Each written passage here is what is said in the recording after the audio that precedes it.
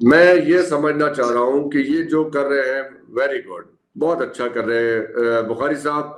आप तो हामी हैं ये जितनी भी तरामीम हुई हैं, हम आपका आपके व्यूज जानते हैं। इसकी अफादियत बताइए हमें, आपके ये हुकूमत की नजर में, या चले सिस्टम की, मैं कह रहा हूँ मुल्को कौम को छोड़ दीजिए, सिस्टम क्या इससे बच जाएगा ये तरामीम करने से? क्या आपके ख्यालात है इस बारे में? डॉक्टर साहब देखिए, मैंने इस पे आपको पहले भी एक दफा व्यू पॉइंट दिया था। इसकी जो अशद जरूरत थी वो आपकी कचहरी से थी। ये लेजिस्लेशन, ये एडमिनिस्ट्रेटिव स्टेप्स जितने लेने चाहिए थे ये कचहरी से लेने थे। मैंने आपसे पहले भी शुरू में कहा आपके इंट्रो के बाद कि ये तमाम मैनेजमेंट इन हाउस मैनेजमेंट ही चल रही है। 30-32 सालों से हमारा मुल्क सिर्फ अपने आप को इन हाउस इन ऑर्डर करने में लगा हुआ है। यानी अब मैं इसको क्या कह सकता हूँ, सुप्रीम कोर्ट के पास 97 बिलियन का रेवेन्यू है जो स्टक है। वो कौन सा स्टक है? टैक्सेस के। आपकी कल की शायद ये एक वो शायद सुर्खी थी कि चीफ जस्टिस सुप्रीम कोर्ट ने नोटिस लिया इस चीज का और उन्होंने हुक्म जारी किया है कि जल्द अज जल्द टैक्स से रिलेटेड मुकदमात मेरे पास अदालत में लगाए जाए। अब सवाल तो ये है कि ये जो आईनी बेंच बना है, अब आपके टैक्स के 90% मुकदमात तो चैलेंज ही आर्टिकल 199 जो है कॉन्स्टिट्यूशन का, उसके तहत हाई कोर्ट में होते हैं और ये आईनी बेंच के ताबे आएंगे, उसके अंदर ये सुने जाएंगे। अब वो 7 मेंबर बेंच है, वो 5 के साथ ऑपरेट करेगा, 3 के साथ करेगा, कभी 7 के साथ करेगा, जो मर्जी करे। मेरा मसला तो और है, मैं ये समझना चाह रहा हूँ जो मैं ये समझना चाह रहा हूँ कि ये सिस्टम जो कि फंक्शन नहीं कर रहा, इकोनॉमी जो है वो फारिग हो गई है, ये क्या ये सब करने से ये सिस्टम बच जाएगा, ये हुकूमत मजबूत हो जाएगी, सियासी इस्तेहकाम आ जाएगा और दुनिया पाकिस्तान के गुण गानी शुरू कर देगी? ये है मेरा मसला। डॉक्टर साहब इसका जवाब तो सफेद जिसे कहते हैं ये झूठ है कि ये करने से दुनिया में हमारा डंका बजेगा। ऐसा नहीं है। जब तक हम अपनी इकोनॉमी को एड्रेस नहीं करेंगे, जब तक हम अपने पैरों पे खड़े नहीं होंगे, जब तक हम डिवैल्यूएशन को कंट्रोल नहीं कर लेंगे, जो फॉर्चुनेटली या अनफॉर्चुनेटली मैं कहूंगा, फिर वही आ जाती है पॉलिटिकल एफिलिएशन के अभी आपका 1.5 साल से ज्यादा हो गया है 277 पे डॉलर रुका हुआ है। ठीक है, ये नहीं बढ़ा। जो फोरकास्ट हुआ था 350 का, इससे भी ज्यादा।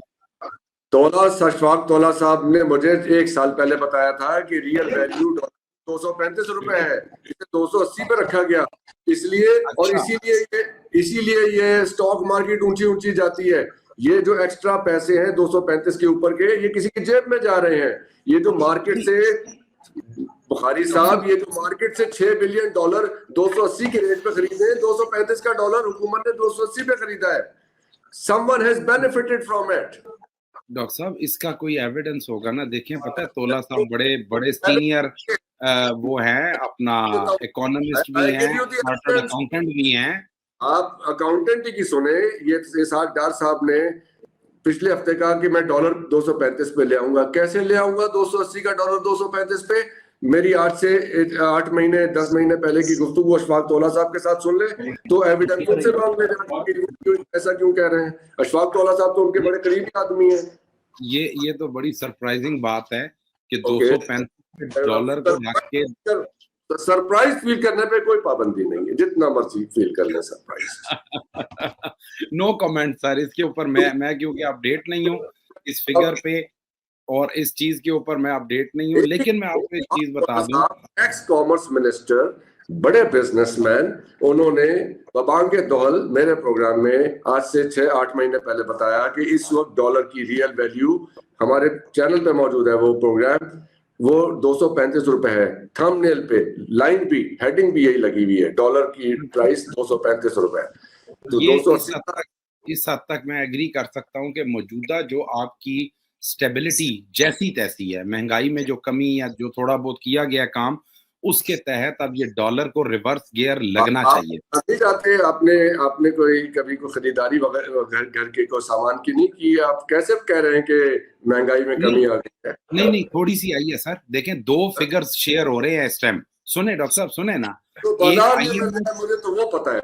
मुझे ये सर पता है जो गवर्नमेंट, सामान आज से 4 महीने पहले 20,000 का आता था, इस महीने 35,000 का है। मैं आपकी बात को कतन नहीं करूंगा, अपना रिबटल नहीं दूंगा उस पे। मैं आपसे ये कह रहा हूं कि गवर्नमेंट क्लेम कर रही है।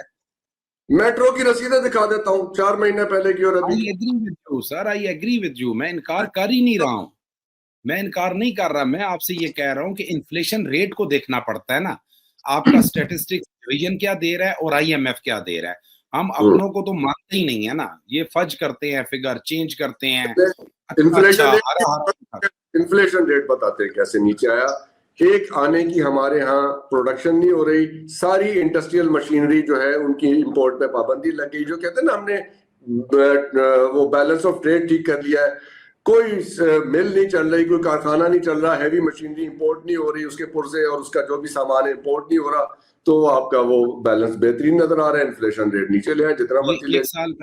एक साल पहले बिल्कुल यही था जो आप फरमा रहे हैं, एक साल यही पहले है बिल्कुल। लेकिन अभी भी। अभी सर नहीं, अभी sir plant and machinery import हो रही है। आपका जिसे कहते हैं इंपोर्ट बिल थोड़ा बढ़ा है, ठीक है।